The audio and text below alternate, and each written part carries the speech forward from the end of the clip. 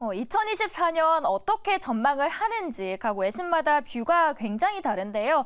먼저 이코노미스트지의 뷰는 이랬습니다. 함께 보도록 하겠습니다. 이 열기구를 타고 쭉 내려오고 있는 지구 보이시죠? 그런데 위에 보면 이곳저곳에 테이프가 붙여져 있습니다. 테이프로 간신히 막혀 있는 모습들이 보이는데 한동안 세계 경제는 중력을 거스르는 것처럼 보였죠. 1980년대 이후 가장 빠른 통화 정책 긴축에도 불구하고 미국의 경제 성장은 2023년에 가속화됐습니다. 유럽은 경제적인 재앙 없이 러시아산 가스 의존도를 대부분 낮췄고요. 글로벌 인플레이션은 큰 폭의 실업률 상승 없이 하락을 했는데 부분적으로는 노동시장이 지금까지 일자리 자체가 아닌 일자리 감소에 의해 냉각됐기 때문입니다.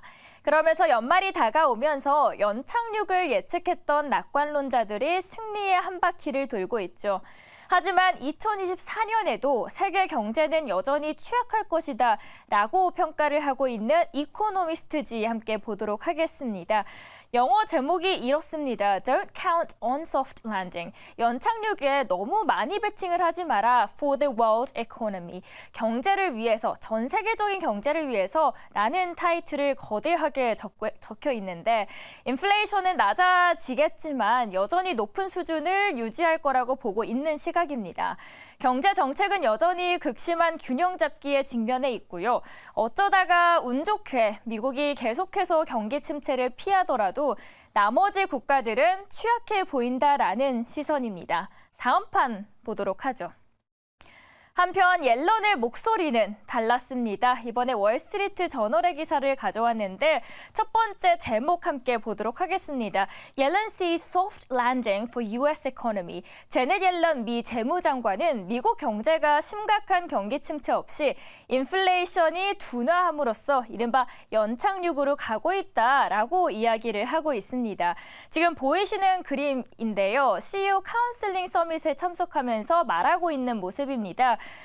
저에게 연착륙은 경제가 계속해서 성장하고 고용시장도 강한 가운데 인플레이션이 앞으로 낮아질 것이다 라고 전망을 한다고 이야기합니다.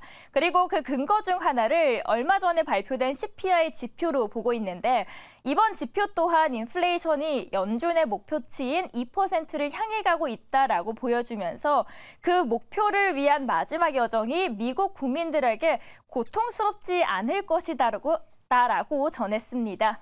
자, 그러면 바로 이게 금리 인하와 직결이 되는지에 대한 질문도 있었는데 여기가 바로 핵심적인 부분입니다. 이 부분에 대한 대답은 회피하는 모습을 보였습니다. 인플레이션 둔화 성과가 연준의 금리 인하를 끌어내릴 수 있는지를 묻는 데 대해서는 언급하지 않았는데 이제 새벽이면 FOMC가 곧 열리게 되겠죠. 파월 의장의 기자회견에서는 물론 연준 측의 구체적인 언급을 꺼리는 금리 인하 시기에 초점이 맞춰질 것으로 보입니다. 시장은 파월이 제시하지 않을 가능성이 크지만 어느 정도의 명확성을 요구하기 때문에 있고요. 여기에 대해서 월스트리트 저널은 연준 인사들로서는 인플레이션을 2%로 낮추기 위해서 충분한 일을 했다라고 확신하기에는 너무 이르고 우리로서는 그들에 대해서 매우 불만족스러운 느낌이 들었던 시기에 머물러 있을 것이다라고 전했습니다. 과연 FOMC 올해 거의 마지막 큰 이벤트라고도 볼 수 있겠는데요. 어떤 이야기들이 기자회견에서 나올지 함께 지켜보도록 하겠습니다. 오늘 외신 스케치 이렇게 두 가지로 전해드렸습니다.